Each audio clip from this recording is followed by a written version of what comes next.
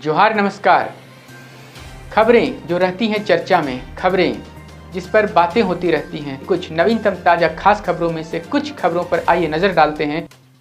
देखिए 5 मिनट में 15 खबरें। मुख्यमंत्री हेमंत की सख्ती पर कैमरून में फंसे 47 श्रमिकों का हुआ वेतन भुगतान। जालसाज नियोजकों के खिलाफ एफआईआर। मुख्यमंत्री को हाल ही में जानकारी मिली थी कि कैमरून में कार्यरत झारखंडी श्रमिकों के 3 माह का वेतन लंबित है और वे भारत वापसी की मांग कर रहे हैं।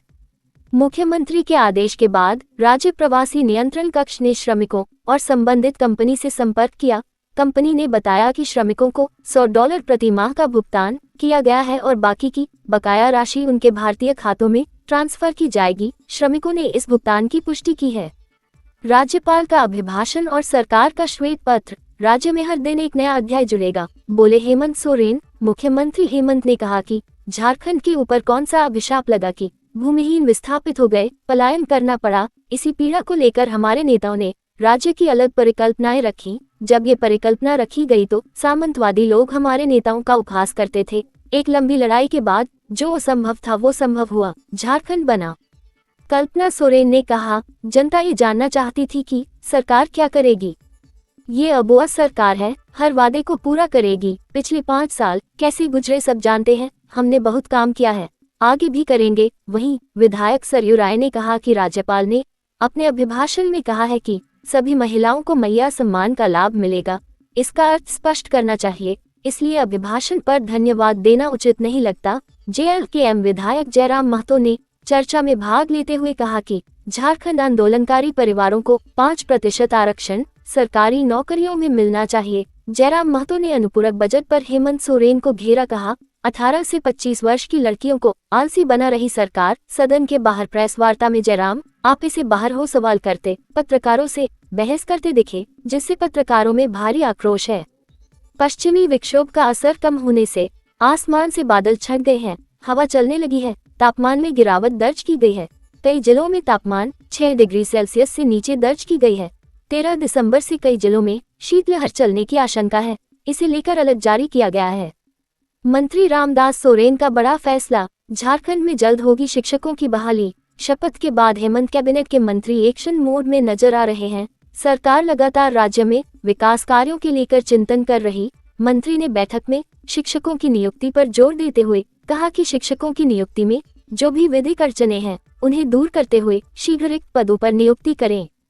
रांची के पूर्व डीसी छवि रंजन को कोर्ट ने नहीं दी बेल। सेना की भूमि वाली जमीन की अवैध तरीके से खरीद बिक्री से जुड़े लैंड स्कैम केस के आरोपी छवि रंजन को बेल देने से रांची पीएमएलए की विशेष कोर्ट ने इनकार कर दिया है। सोमवार को सभी पक्षों की ओर से सुनवाई पूरी होने के बाद कोर्ट ने बेल पर फैसला सुरक्षित रख लिया था, जिसके बाद गुरुवार को कोर्ट ने अपना फैसला सुनाया है। बेल नहीं मिलने से छवि रंजन को एक तरह से बड़ा झटका लगा है। निशिकांत दुबे को हाईकोर्ट से बड़ी राहत। जेएमएम का झंडा हटाने के मामले में फररद। सांसद की ओर से अधिवक्ता प्रशांत पल्लव, पार्थ जालान और शिवानी जालूका ने कोर्ट में बहस की। बहस के बाद कोर्ट ने प्राथमिकी को रद्द करने का आदेश दिया। झारखंड विधानसभा में कांग्रेस ने अपने नेतृत्व में महत्वपूर्ण बदलाव किए हैं। कांग्रेस पार्टी ने बेरमो के विधायक अनूप सिंह को विधानसभा में मुख्य सचेतक नियुक्त किया है। इस बीच झारखंड कांग्रेस विधायक दल के नेता के पद पर जारी सस्पेंस भी समाप्त हो गया है। पार्टी ने पोड़ैयाहाट से विधायक प्रदीप यादव के नाम पर मुहर लगा दी है। झारखंड की राजधानी रांची के नगरी थाना अंतर्गत एचोरो रेलवे क्रॉसिंग के पास सासाराम एक्सप्रेस की चपेट में आने से एक युवक की दर्दनाक मौत हो गई। मृतक की पहचान रातू थाना अंतर्गत बाजपुर के रहने वाले रामकिशोर के 20 वर्षीय बेटे अरुण गोप के रूप में की गई है। झारखंड के धनबाद जिले से एक सनसनीखेज खबर है, जहां बरवाडा थाना क्षेत्र में एक युवक की गोली मारकर हत्या कर दी गई है। बरवाडा थाना के प्रभारी सब इंस्पेक्टर अजय कुमार ने दल बल के साथ मौके पर पहुंचकर शव को बरामद किया और मामले की जांच शुरू कर दी। झारखंड की प्राइवेट कंपनियों में स्थानीय को 75% आरक्षण पर रोक। अधिवक्ता ने ये तर्क दिया कि ये कानून भेदभावपूर्ण है और यह समानता के अधिकार और व्यवसाय करने की स्वतंत्रता का उल्लंघन करता है, इसलिए इसे रद्द किया जाना चाहिए।